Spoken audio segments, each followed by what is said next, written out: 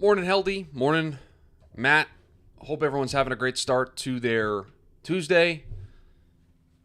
This is work. This is work for us here at TDN. So, that's the answer to what is work anyway. This is what work is. We got a fun one planned for you. I will tell you, I saw a tweet late last night, looked at it again this morning to see if there was anything that I really wanted to discuss. And I'll tell you, the tweet is very interesting. The information is very interesting. And I don't know exactly what it means. And so that's what we're going to embark on today. We're going to go on a information gathering mission to see if there's anything tangible that we want to pull out of what I'm going to share with everybody today. So I'm going to get the show tweeted out. We're going to also talk about the early schedule release stuff, the international games. We know, Burrow, Mahomes 5 on New Year's Eve this year. So some of that stuff will sneak into the show as well. And then I've got kind of an announcement, nothing too major, but an announcement that I want to make as well before we get started with the show. So just give me a second. Let me tweet things out, and we can get started with the show.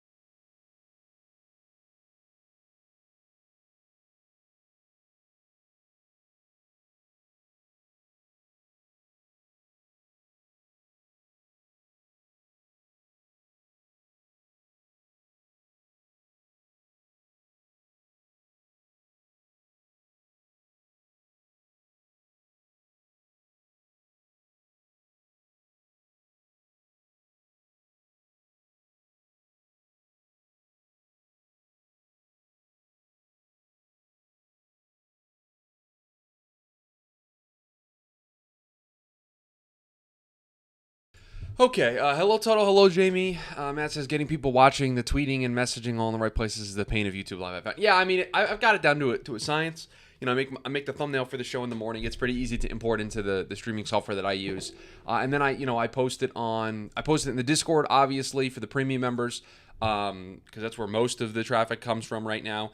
And then I tweet it out from the main TDN account, and then I just retweet it from my account. But it's just a lot of tab hopping for me that I just have to do, and so I just want to get all that stuff ironed out and sorted out before we get started. So if you guys are ready, and that's really the big thing here for you, if you guys are ready, I know I'm ready, and so I'll go to this screen here and we can get started. I mean, as long as you guys are ready, I'm good. I got the water here. We're ready to go. So as long as you guys are ready, I'm ready. We can start having this conversation. Yeah. Oh, dude. I definitely want to get one of those in the near future to be able to help transition that kind of stuff and help with the screen, changing the scenes when we have more scenes here and we have all sorts of stuff ready to go. So, okay, without further ado, I think this will be a fun conversation. Can't wait to hear what you guys think about it as well. So we will hop right in. And welcome into the Wednesday edition of the TDN Daily podcast. Chris Schubert back with you here once again on the show. Hope everybody is having a great start to their Wednesday. Wide receiver rooms, the money allocated to them, and if anything, we can learn from these numbers. That's the focus of today's show. We've also got some early schedule leaks. Some international games. We know the Black Friday game this year, first time ever the NFL's doing that. We know what game is going to be played there.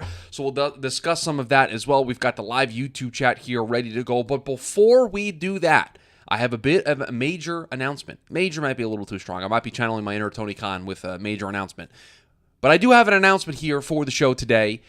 Tomorrow, when the schedule gets released on the TDN YouTube channel, myself, Jamie Eisner, will be going live on the TDN YouTube channel to share our instant thoughts to the schedule release. So we will be talking about the nationally televised games. We'll be talking about what games potentially could get flexed late in the season. We'll be talking about difficult schedule stretches, all that sort of stuff on the TDN YouTube channel. So we're still going to have a TDN Daily tomorrow, but tomorrow, the schedule I think gets released around 8 p.m. And so we will be going live on the TDN YouTube channel for that. So myself and Jamie will be over there. So look forward to seeing you all over there for that. So for today's show, like I mentioned, wide receiver rooms and the schedule release leaks. We'll start with those schedule release leaks since I just mentioned the schedule. I think the big thing, the couple of big takeaways that we have here, the international schedule, the Jags being the first team to play 2 London games in the same season. So they got Falcons-Jags in week 4. They get the Bills in week 5, so they're just staying there for a 2-week stretch. That's an interesting thing. Probably the only way that you can do it, though, right? Ravens-Titans in week 6 at Tottenham. And then the 2 Germany games this year, Dolphins-Chiefs. What a great game to give to the people of Frankfurt in week 9. What a great decision. Love it. Week 10, we go Colts-Patriots. Can somebody explain that one to me? We couldn't have picked a different game there to put in Frankfurt for week 10. We had to go with Colts-Patriots. Mac Jones and Anthony Richardson.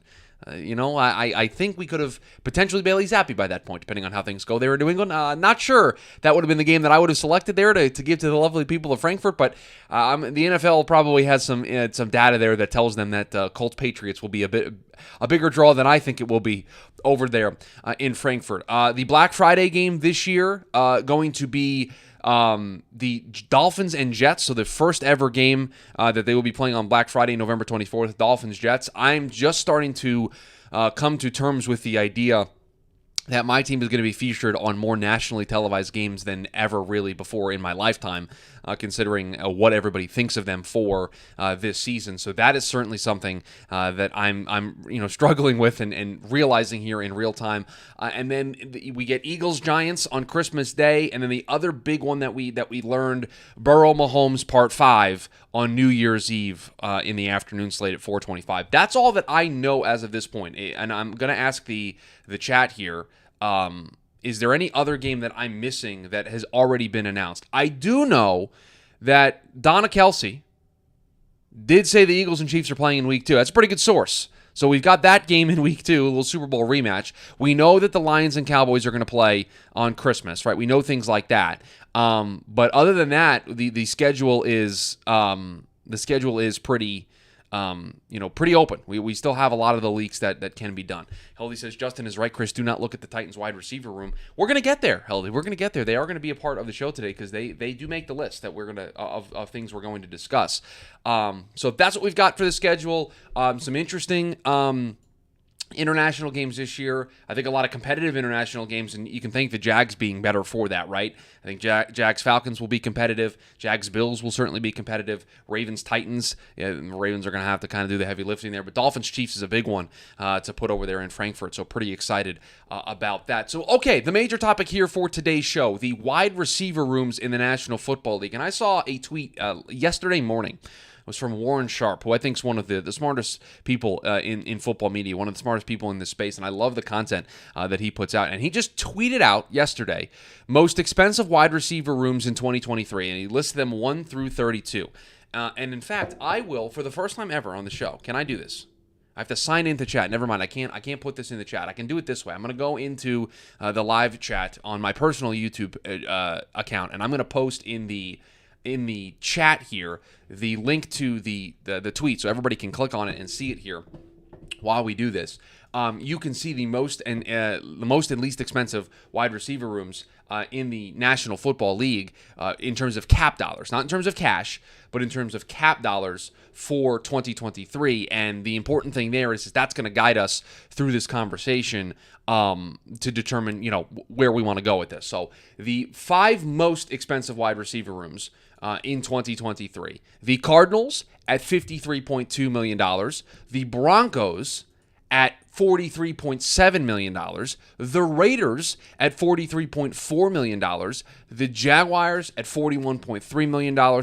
And the Browns at $39.7 million. So those are your top 5 most expensive wide receiver rooms for 2023. And I will tell you a bit of a mixed bag here for how I would say that this looks, right? You've got teams like the Browns who've got a pretty good wide receiver room. They've got Amari Cooper. They traded for Elijah Moore. They've got Donovan Peoples-Jones. So for $39.7 million, they've got a pretty good wide receiver room. Now, the thing I would add there, though, is we've got teams like the Cardinals and Broncos here at the top of this list that have massive numbers. The Cardinals at $53.2 million in cap. Nearly 25% of Arizona's 2023 cap is being spent on wide receivers. That would be the highest by a large margin. Last year it was the Chargers at 17%. The year before it was the Chargers at 18%. In 2020 it was the Chiefs with 16%. 2019, Cleveland, 14%. I mean, Warren had a follow-up tweet that has all these numbers. Tampa in 2018 at 18%. Green Bay in 2017 at 18%. Denver in 2016 at 16%. And Detroit in 2015 at 18%. You are looking at just a lot of cap space being devoted to a position for a team that really isn't expected to do a whole lot this year when it comes to on-the-field wins. Now let's flip to the other side for just a second, and then we'll take it wherever you guys want us to go on this. The 5 least expensive wide receiver rooms, and I think you're going to see a trend here in the way that these teams ultimately get to this number. The Vikings at 28, $16.2 million. The Falcons at 29, $15.1 million. The Panthers at 30 at $14.5 million. The Titans at 31, $9.8 million. And the Green Bay Packers, 32nd, at $9.4 million.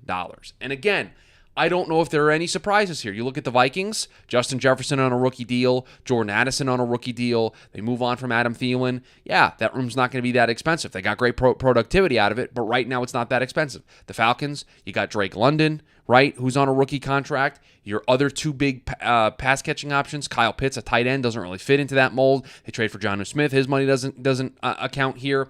The Panthers, you trade away DJ Moore, you get to, you lose a lot of this money off the books. That's how you can get to $14.5 million. And then the Tennessee Titans. And the Tennessee Titans wide receiver room is interesting at best, is the best way that I can describe it. $9.8 million that they are spending on the wide receiver room. And I'm going to pull up the depth chart here. Nick Westbrook-Akina, Treylon Burks, again, rookie wide receiver on a rookie deal.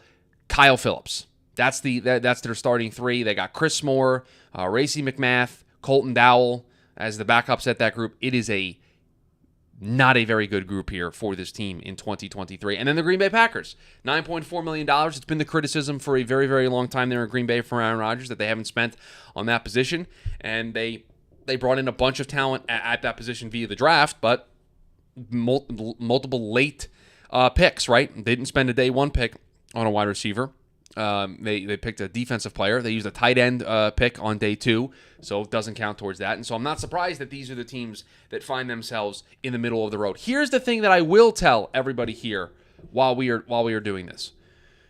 The teams that have the most success in the National Football League seemingly find themselves in the middle ground here. Now, maybe that's because they have just extraordinary quarterback play, and that is allowing them to not spend a ton of money. But I think of teams like the Bills, 17th on this list, $27.9 million.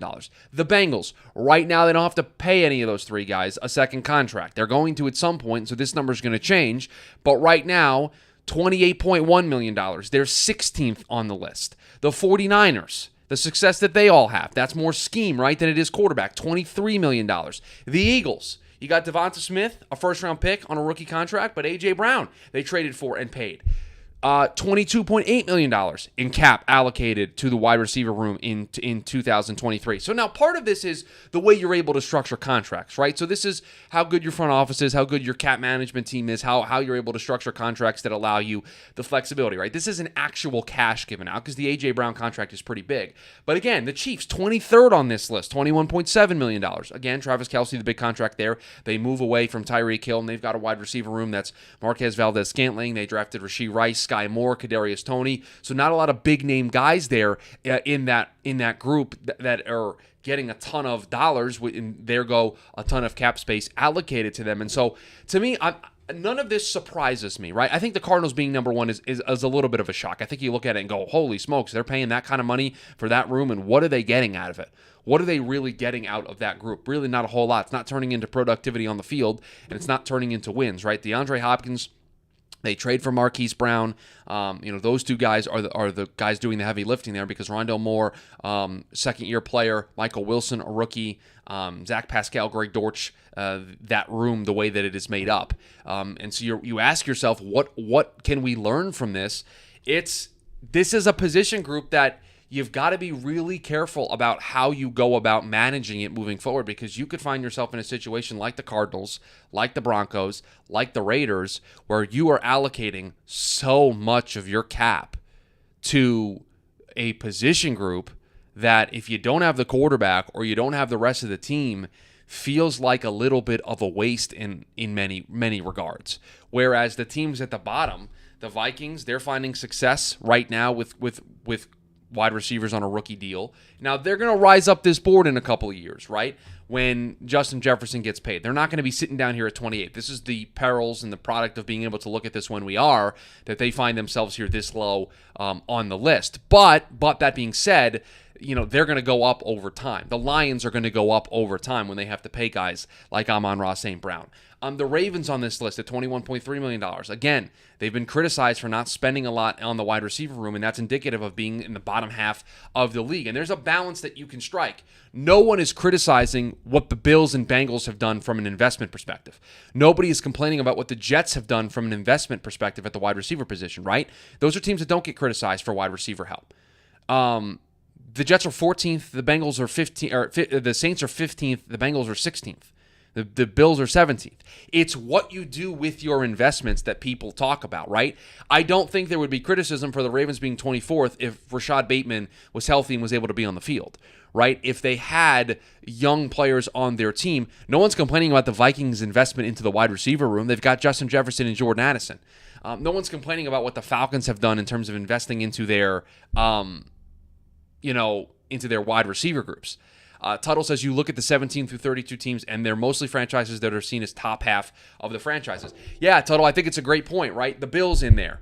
The Cowboys are in there. The 49ers, the Eagles, the Chiefs. I mean, those are kind of the way you look at them. The Vikings are also in there. The Packers in recent years have been in there. Now, there are some teams that are on the rise in this group, right? The Lions, a team on the rise. The Texans, I'm not surprised that they're only spending $18.1 million on their wide receiver room, and 26th on this list. The Colts at 27, right? These are teams that are ascending. The Panthers, again, you remove DJ Moore from the equation. I'm not surprised that they're this low. But there are enough teams in what we would look at the second half of this list, 1 through 16, and then 17 through 32. There are enough teams in the 17 to 32 bucket that were playoff teams a year ago that there's no criticism against those teams for what they've done. They've just done it. They've done it smartly. They've done it properly. Janelle says the Packers 32, lots of potential, not much experience. No, Janelle, it is not a slight against the Packers, right? They're on this list because they've got a lot of younger players, a lot of players on a rookie deals, right? But I'm not surprised that they're down here because of the investment, the lack of investments that they've maybe have made in the past, and Christian Watson being one of their big investments, a guy on a rookie contract. This year they invested in some wide receiver talent, so I'm not surprised that it doesn't show up in a big number here. Matt says, for me, that's the teams that have reacted to the young emerging talent as rookies being greater than in previous years. Yeah, I think that's another fair way to look at it.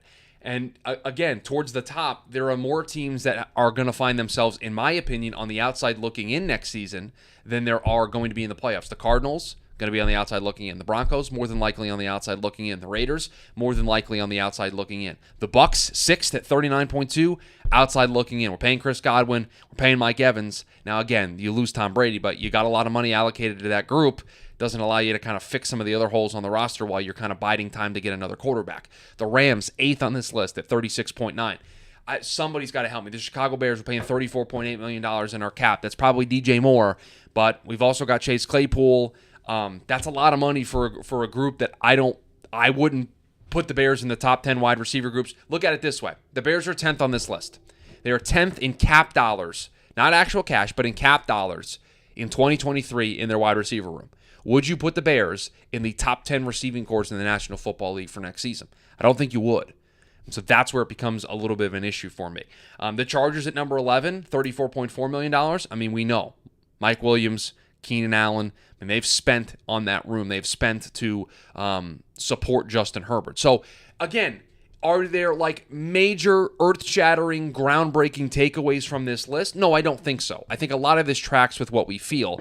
But I think seeing it all listed out and being able to look at it, you very quickly see that the teams that are able to do this the best, the teams that are able to get the best production out of the room while also not spending a lot, are the teams that we kind of talk about in the vein of being some of the best teams in the league, because they find ways to be able to evaluate and develop and go out and get young wide receiver talent, whether it's via free agency or whether it's via the draft. And then what they're able to do with that is then support the rest of the team with other great players. They probably, in most cases, have a pretty good quarterback, and they are building out well-rounded rosters, so they don't have to spend a ton of money on this room. I think that would be the biggest takeaway that I have from this list. But the Cardinals getting to the near 25% of their cap mark being spent on wide receivers. Highest percentage in recent memory. Just absolutely insane. I think they're the first team over 20% in a very, very long time. And again, not a whole lot to show for it.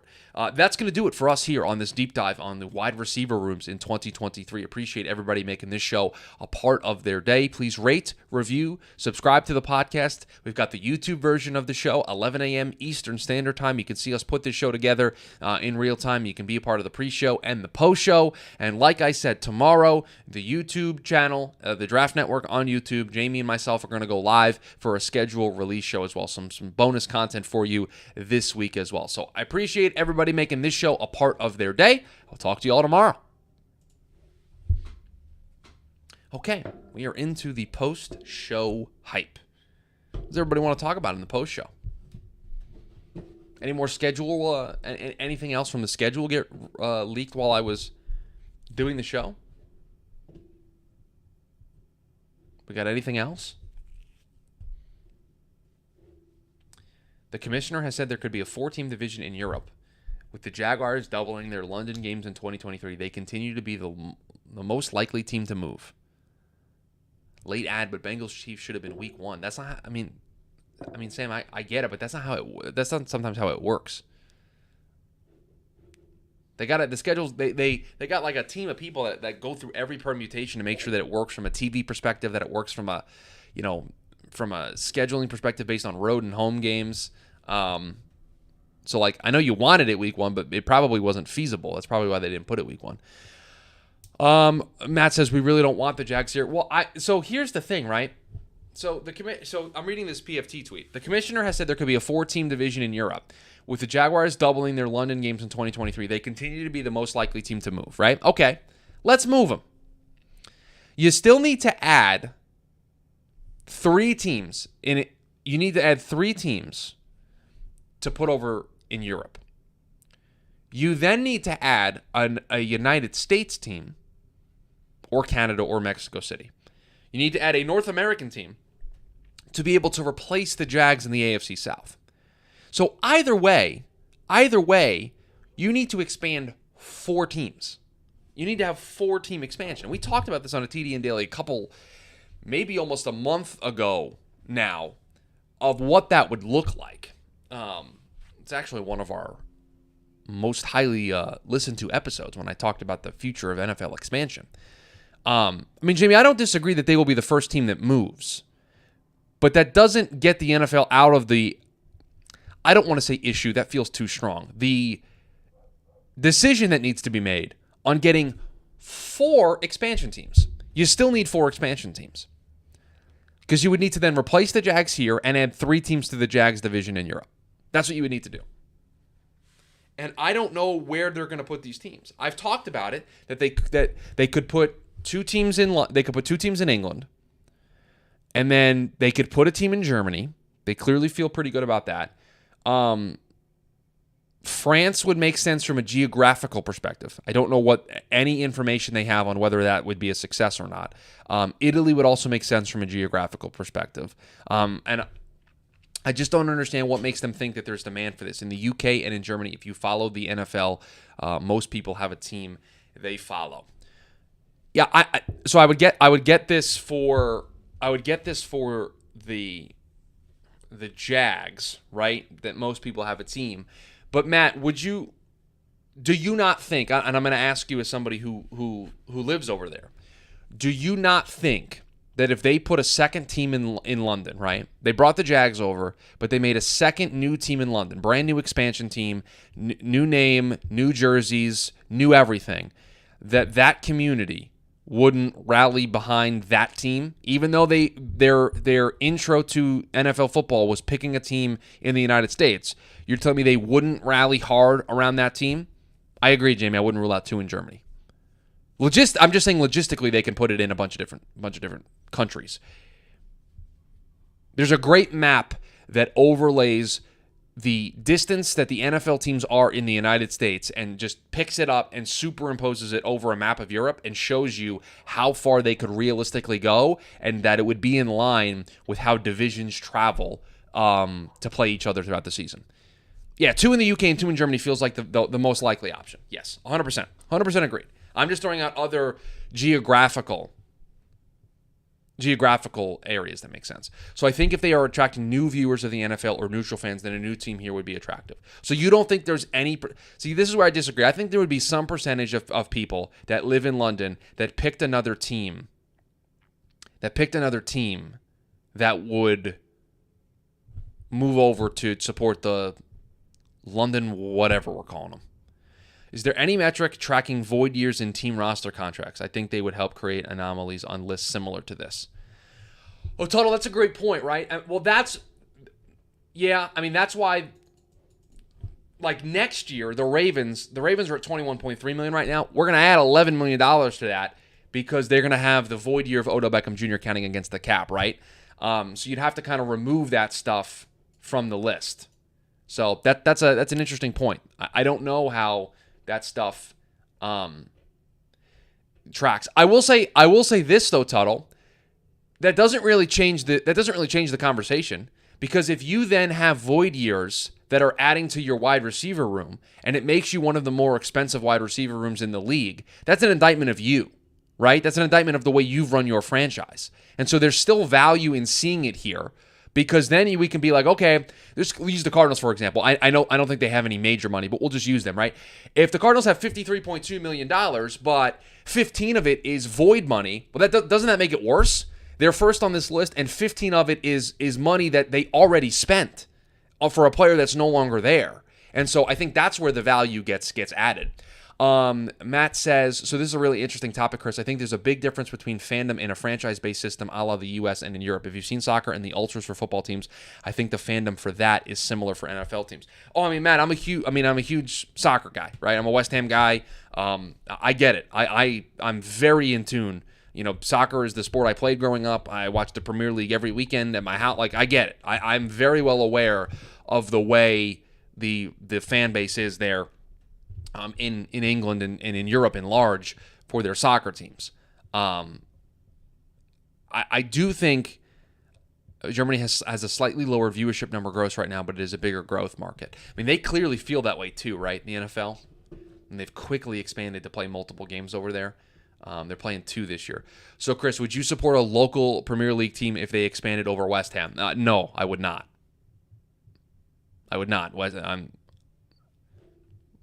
I'm the Hammers, man. I would. It's West Ham through and through for me. So I get it. I understand. But to me, the difference there, though, Matt, and I appreciate the perspective on this. West Ham's already there, though. You can go to a West Ham game. I can go to a Tottenham Hotspurs game. I can go see all these teams play. The only way I can see NFL football is if I go to Tottenham Hotspur Stadium to see whatever teams the NFL brings over. Is there a difference? And I'm asking the question honestly. Is there a difference when there is an actual team that is playing 8 or 9 home games every single year there that is brand new? Again, I think the Jags are a totally different conversation. Would you spend money on an Arizona EPL team, though? If the English Premier League came to Arizona and put a team here, well, I would not spend any money. I would still be West Ham through and through. Yeah, I would still be West Ham through and through. I mean, they're trying to put an MLS team here, and that's a totally different league, and I would have a tough time supporting them because I'm a Premier League guy and I'm West Ham through and through.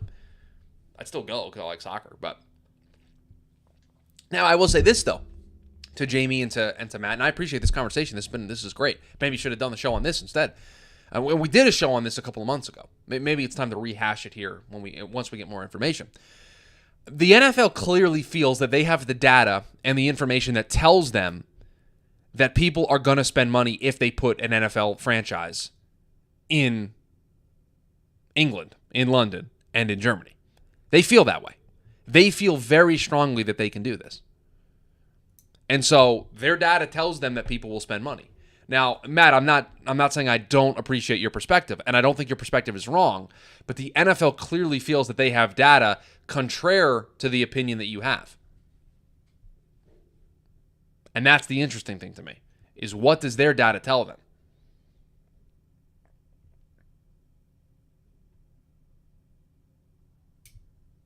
And so we'll see. They're going to continue to play these games. We've got 4 of them this year over there in Europe. Colts Patriots Week 10, probably my favorite game on the schedule. I think they also feel that they may be tapped out for U.S. growth. I mean, but Jamie, all right, but they're going to have to replace the Jags. So they're going to have to, I guess it's not growth because it's just replacing a team they already have, but they're going to have to expand into a different market unless they just put a team in Mexico City, unless they put a team in Canada, and those are the directions that they want to go in. I would disagree strongly with the idea that they're tapped out for U.S. growth. I think there are a bunch of cities that they can do. Oh, I appreciate that they believe it'll work. They won't do it just because, and I think NFL UK will push for it because it will grow the sport generally. Yeah, that's fair.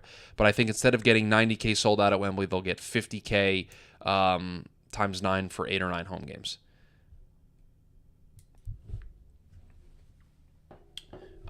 I mean garnering new fans in the U.S., not franchise locations. Right, but yeah, I mean, I'm skeptical of the idea that they're going to be able to generate enough new fans over in London.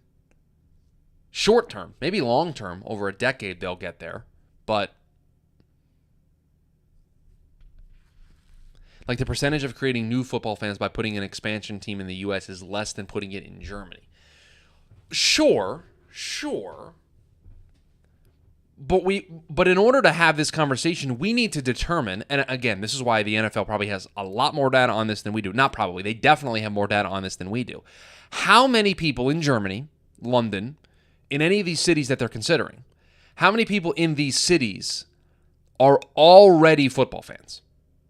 And then the question you have to ask yourself is how many new football fans, as a percentage, would they gain by giving them a local team? And part of me feels that London, as a whole, might be maxed out.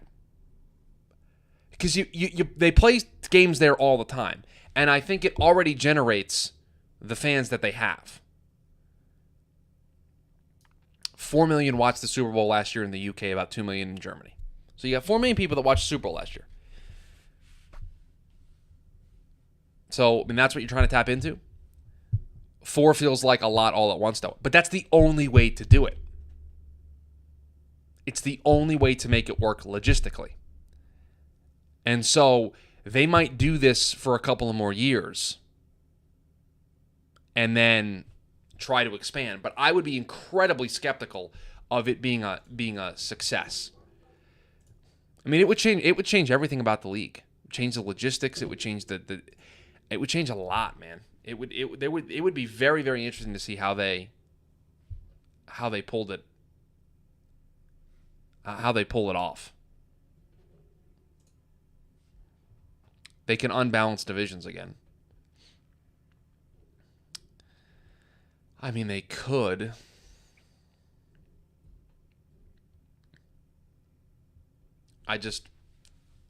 To me, having it where people have to travel that far to play a football game, either direction, the international teams coming here to play games, but Jamie, take that out of it, right? Take destroying divisions out of it. You still gotta travel all that distance to play these games. It's easy right now, right? It's easy it's it's a spectacle. We're going over there for one game, and we're not doing it every year, right? Some teams aren't doing it every year. Like, okay, we can get away with it.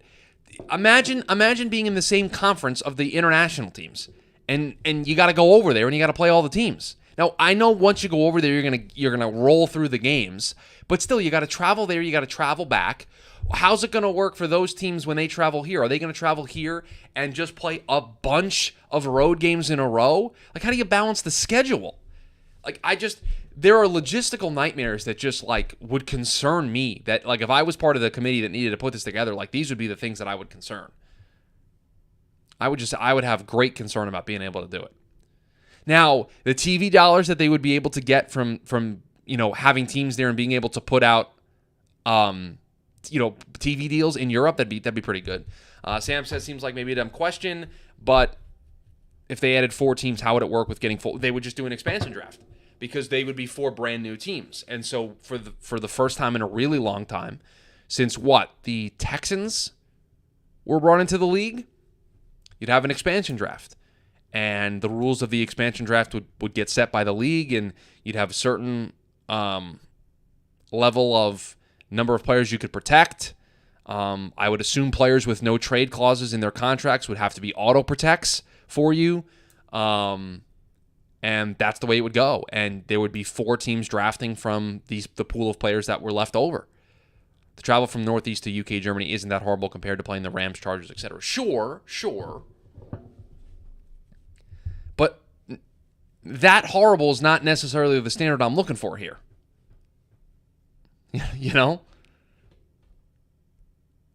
But I mean, this is a exposure, expansion, and dollar play. Because if they can get into Europe and they can get TV deals there, then that's the thing. But to me, there's a massive difference between the novelty games that get put on there every single year and putting teams there that play 8-9 times a year and potentially, like, I don't know, Jamie. Let me ask you a question. What does it look like if those teams are, in the playoffs? What is a playoff game? Oh, agreed 100%, Jamie. The league's going to push through. The league's going to push through regardless if they think there's money available. But can you imagine what the playoffs look like if an international team, one of the 4 international teams, is hosting a playoff game? What is that? What do you do from a TV schedule perspective? Like, those are just all these questions that just come up when having this conversation. And again, I'm not expecting anybody to have the answers, and I'm asking them out loud for conversation. I'm not being pro or against the idea. I think it's interesting. I always love discussing expansion and expansion drafts and the way leagues can grow. Right? I love it. Right? I love this kind of stuff. But there's just logistical questions that I just don't know if there are. I don't know if they're a great quadruple header. The old quadruple header. 4 games in a row. Yeah, I'm skeptical. I'm skeptical of it being able to work the way that they think it is going to work. All right, I'm going to make this the last call for anything, whether it's on this topic or anything else here before I get out of here. Got to edit this show, post it, pull a clip, and do some stuff behind the scenes ahead of the TDN staff meeting. So anything else that anybody would like to discuss here? Tomorrow on the show, we are going to be doing the most likely June 1 cut and a surprise June 1 cut for all 32 franchises. So that is what I am. It's kind of the other reason why I'm getting out here a little bit early, because got to go in the trusty notebook here and work on that here today ahead of tomorrow's show. Got to consult with some of the members of the TDN staff to see the players that they think. I lost my pen again. I constantly do this when we're doing the show. Where's my pen? On the desk. I got to find a pen here at some point to be able to do this today. All right, folks. I appreciate everybody being here. Got a fun one for you tomorrow. Should be a good one going through the June 1 cuts for all 32 teams. Not saying that every team's going to have a June 1 cut, but just looking at likely candidates and surprise candidates for tomorrow's show. So looking forward to that. Appreciate everybody being here. Hope everybody has a great rest of their Wednesday. Talk to you tomorrow.